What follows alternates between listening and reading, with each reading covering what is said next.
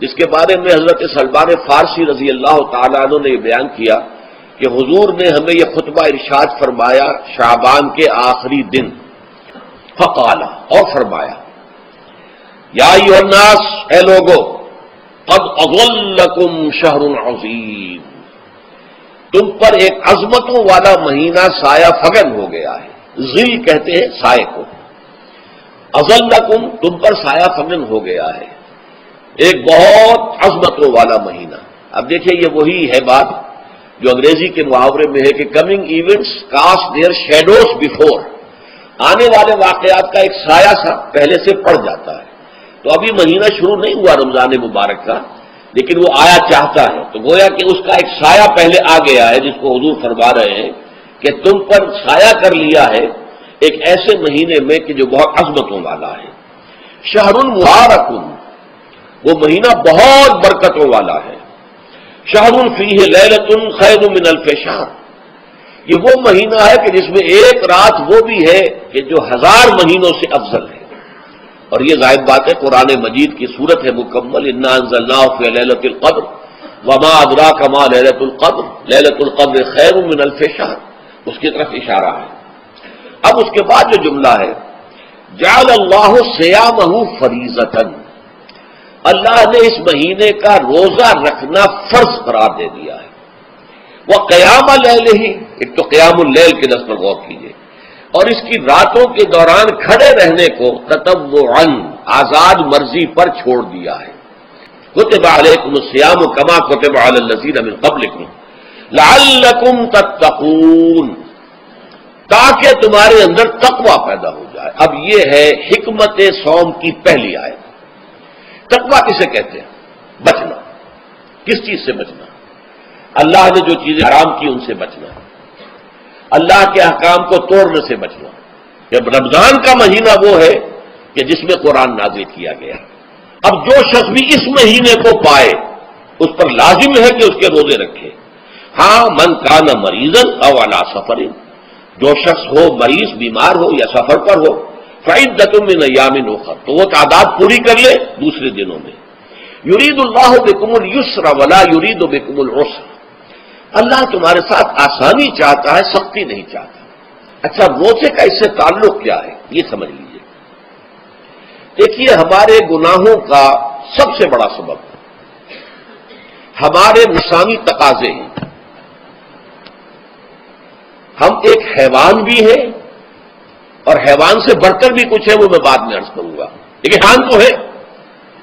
جیسے ہر حیوان کو کچھ خوراک کی ضرورت ہے، ہمیں بھی ضرورت ہے۔ ہر حیوان کو بقائے نسل کا معاملہ جنسی ہے، وہ ہمارا بھی ہے۔ ہر حیوان کو کوئی نہ کوئی سر چھپانے کی جگہ چاہیے، کوئی گھونسلہ ہو، کوئی کھو ہو، کوئی بل ہو، کچھ بھی ہو، کچھ چاہیے آتے۔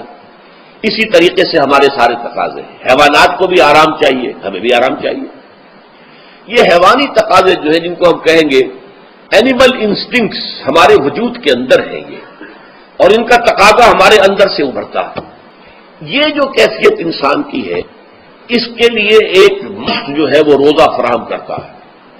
روزے کے آپ نے 12، 13، 14 گھنٹے کا بھی روزہ ہوتا ہے، بعض جگہوں پر 16، 17 گھنٹے کا روزہ ہوتا ہے۔ اس عرصے میں آپ اپنے نفس کو حلال چیزوں سے بھی روکے رکھتے ہیں۔ اس منہ گھوڑے کو، منہ گھوڑے کو جو ہے آپ اس کی لگام کس کر رکھتے ہیں کہ حلال بھی نہیں کھانے دے رہے۔ یہ پابندیاں نفس کے اوپر لگانا، یہ ایک مشق ہے، یہ ایک ریاضت ہے۔ اس ریاضت کا حاصل یہ ہونا چاہیے کہ انسان بقیہ 11 مہینوں میں اپنے آپ کو حرام سے تو بچائے نا۔ یہاں وہ حلال سے رکا ہوا ہے اللہ کے حکم سے، کہ حلال چیز بھی نہیں کھا رہا، دن بھر نہیں پی رہا، دن بھر نہیں اپنی کوئی شہوت پوری کر رہا، دن بھر حلال ذرائع سے بھی، تو اس سے اس کے اندر یہ ایک، جس کو ہم کہیں گے سیلف کنٹرول پیدا ہو جائے، اپنے نفس کو قابو میں کر لے۔ یہ گویا کہ اس کا سب سے پہلا اس روزے کی ریاضت، روزے کی مشق کے حوالے سے یہ اس کی حکمت ہوئی کہ اس سے کے ذریعے سے انسان میں سیلف کنٹرول پیدا ہونا، ضبط نفس۔ شہر رمضان الذی انزل فیہ القرآن ھدی للناس وبینات من الھدی والفرقان، یہ قرآن کیا ہے، کیا بنا کر نازل کیا گیا؟ یہ حال ہے۔ یہ لوگوں کے لیے، پوری نوع انسانی کے لیے ہدایت ہے، اور یہ ہدایت بینات کی شکل میں آئی، واضح تعلیمات جن میں کوئی شک و شبے کی گنجائش نہیں، از خود روشن۔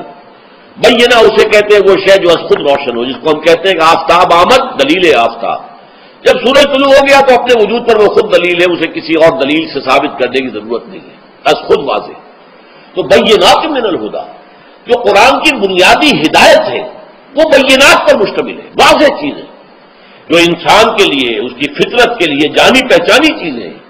یہ کوئی باہر کی چیز نہیں آ رہی ہے، اس کے قلب کی گہرائیوں کے اندر یہ سب کچھ موجود ہے، اور اس کی گواہی اس کے قلب کی گہرائیوں سے نکلتی ہے۔ جہاں دیکھنا تقریر کی لذت کے جو اس نے کہا، میں نے یہ جانا کہ گویا یہی میرے دل میں ہے، اس نے تو میرے اپنی فطرت کی ترجمانی کی ہے۔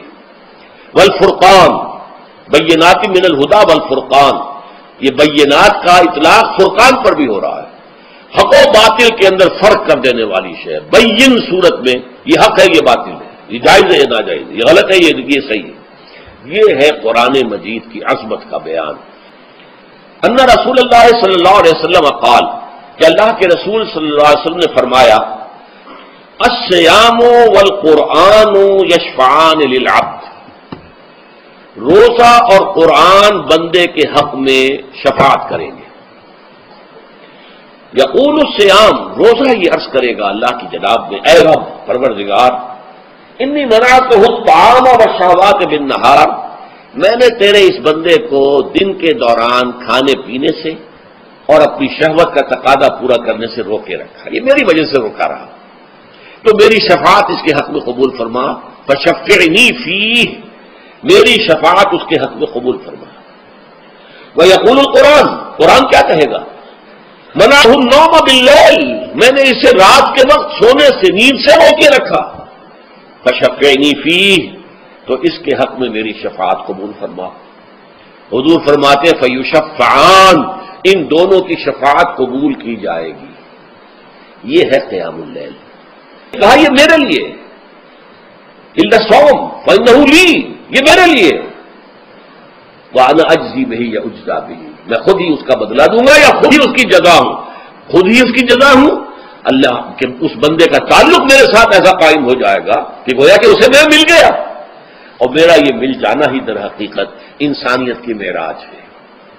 اور دعا کے بارے میں جان لیجئے کہ حضور نے فرمایا الدعاء مخ العبادہ، دعا جو ہے عبادت کا اصل جوہر ہے، لب لباب ہے، اور یہ بھی کہا الدعاء هو العبادہ، دعا ہی اصل عبادت ہے، دعا ہی اصل عبادت، دعا جو ہے وہ روح ہے اس کی۔